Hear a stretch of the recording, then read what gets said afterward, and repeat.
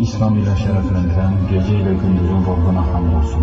Hiçbir şeyin kendisinden gizlenemediği, kalplerdeki kelimesiz, harfsiz, insan psikolojisinden haberdar olan ve bunun tecellisinde etkin olan iyilik ve kötülük seçimini insanın cüz-i iradesine bırakarak sınayan, hiçbir şeye ve hiç kimseye muhtaç olmayan Allah'a hamdolsun.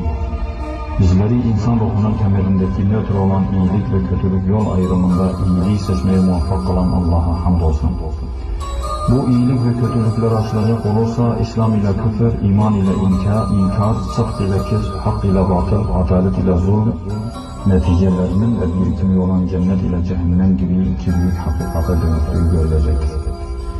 İşte bizi yarattığı iyilik ile kötülük, hayır-ı şer seçiminde bize hayra uymayı nasip eden Allah'a tekrar hamd ederiz ki, bizi büyük hayır olan İslam için mücadele eden ve karanlığın askerlerine karşı aydınlığın askerleri yapmıştır.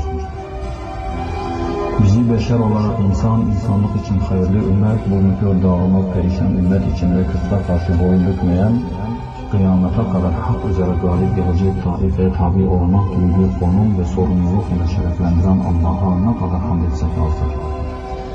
Allah-u Teala hakimdir, her şeyin karşılığını yaratmıştır. İşlerinde israf, eksiklik, fazlalık, dağınıklık